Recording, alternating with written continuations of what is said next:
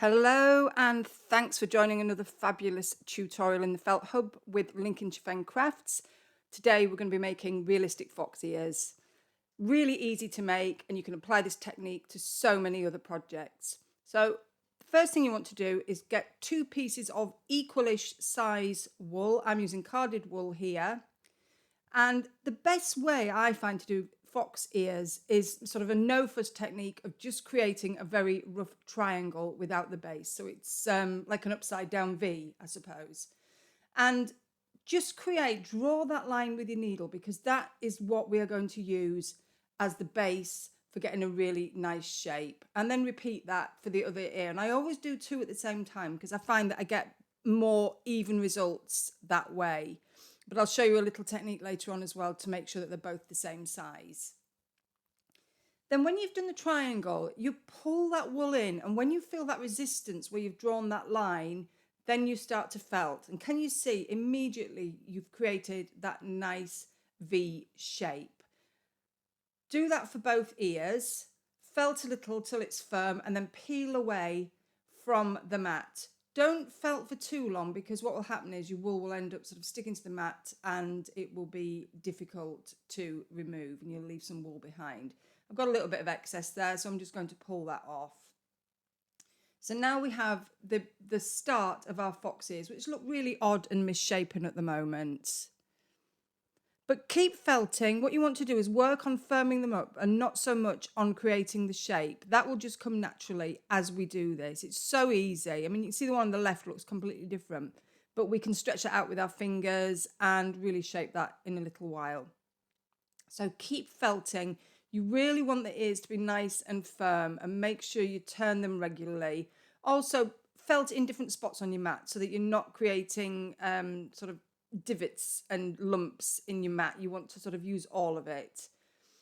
So keep turning, keep felting, and you want nice firm ears, because what you want them to do is be easy to shape once you've got them on the head. You can manipulate them once they're on the head, before they're on, but just keep going until both ears are nice and firmly felted. And they're coming along really nicely now. If you see when I sort of fold those, how they're going to sit on the head. And what I would say with these is, because they're so easy and quick to make, if you haven't got it right, rather than trying to spend a long time rectifying the problem, just start again, because you don't use much wool and it's just much easier that way. But at this point, you can use your fingers to shape and pull anyway, so don't worry about it. So I'm just keeping going for a little while, just to make sure they're nicely, firmly felted. And then I'm going to work down those edges now that they've firmed up. Can't do that when they're too soft. If you want to avoid pricking your fingers, and this is the point where it's more likely to happen, then just use a piece of folded card, pop that ear inside, and then felt along that edge of the ear so that it's nice and firm, and then you're avoiding pricking your fingers, and you're also creating a beautiful shape at the same time.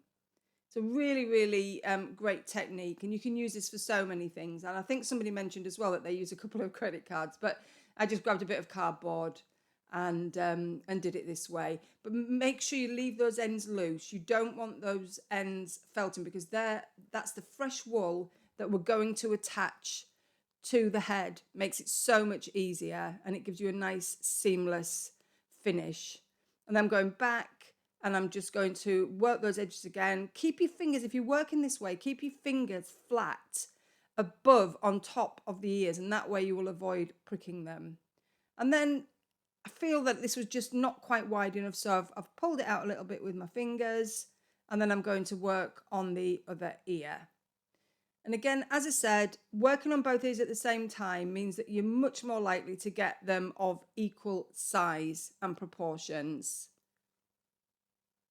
So if I lay that one on top, I can do a comparison. Make one of the ears your sort of comparison ear.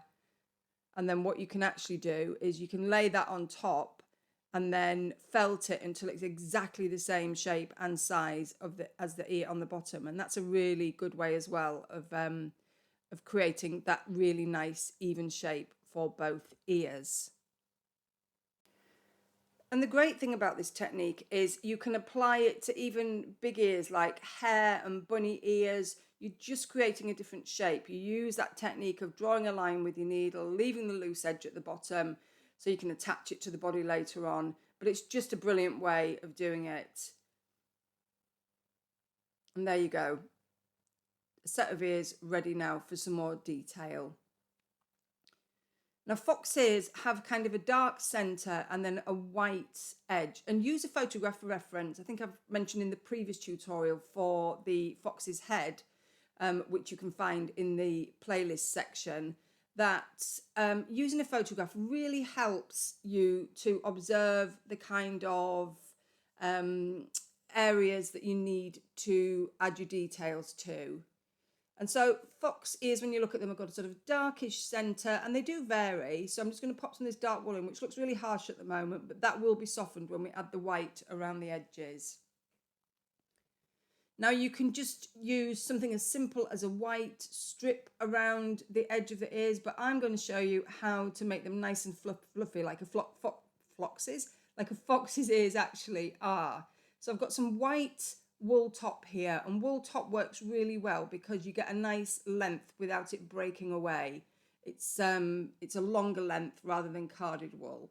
And I'm just sort of folding a bit in half, and then where I've folded it, attaching that to the ear. I'm going to work around both sides of the ear doing this. And once we've done this, then we're going to trim the wool quite close to the ear.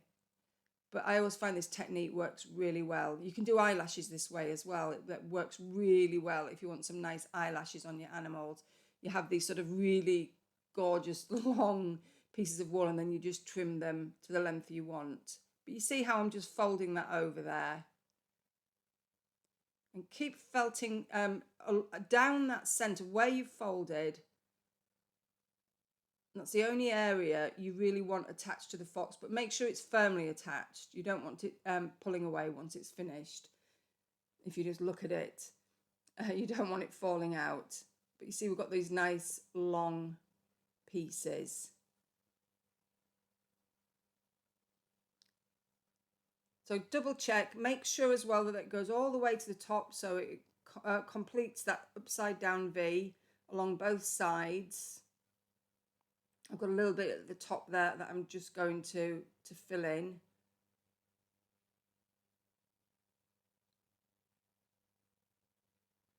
And again, it's firmly attached, but don't overfelt.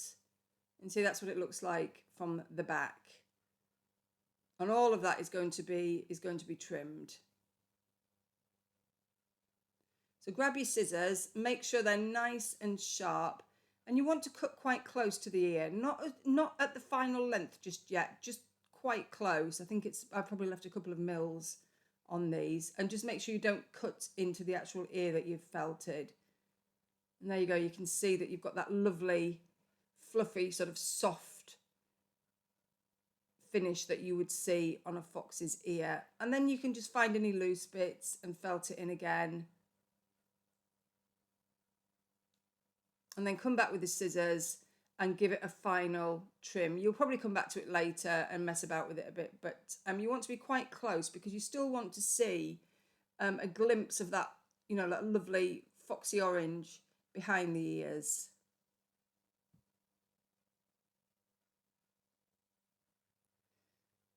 So I've left mine are quite rustic. I quite like this look. It's a more natural look, but I have in the past, I've done foxes where you've just got a nice neat white line around the edge, which works lovely as well. So it really just depends what style you prefer.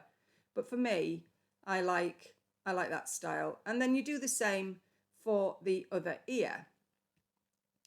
And there we go. And you can see how now when you put them together, how they look like a set of fox ears. And then I'm going to get the head and just decide where I'm going to place them, how they're going to be placed. Have a look at the head, make sure you're happy with the shape. If you're not, like here, the nose was just a little bit long for me, so I've just squished it with my finger, and I'm just going to poke that end with a needle just to give it a final tidy up, making sure you've got a distinct forehead there. They sort of, the forehead drops down into the nose, so you want to make sure that you can actually see that. And then as you can see underneath the mouth, that it's more of a line. It's quite symmetrical underneath. So I'm going to put the ears on with the fluffy part actually facing the front of the face. And then what we'll do is we'll come to the back. But I'm just going to attach these ears just very loosely together. And that way, when I'm placing them on the head, they're going to be in the right position. So they're just loosely held on. It just makes it easier. So keep that loose area on top of the head, not behind it. And that way it's going to be easier to blend those ears in so that they look part of the head and not something that you've just stuck on. And it's a bit fiddly, this bit, and they'll be all over the place for a while. But just keep working it until they're nice and firmly attached. Bring in all those loose bits. Work down the sides. Make sure that they don't just stop, that they become part of the head. That's the main thing. So I'm going diagonally down the side here.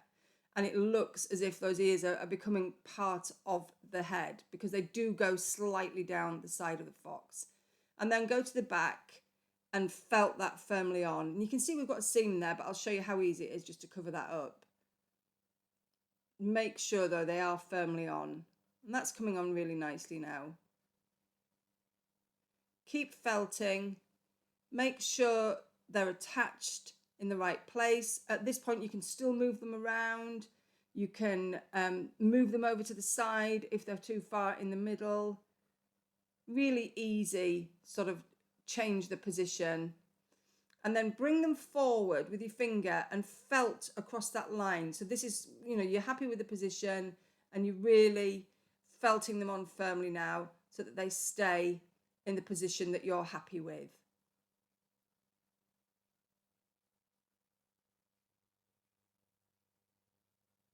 And there we go, that's come along nicely. Just a little bit there though, that doesn't look quite right, sort of off the head, so I need to blend that in a little bit more.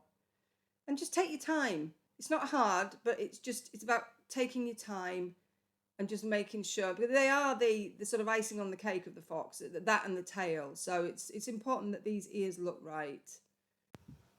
And then coming to the back of the head, we just want to tidy it up a little bit. So I'm going to pop some wool on just to cover up any seams, and then the ears will look completely part of the head and look much more natural. And that is it for the fox ears.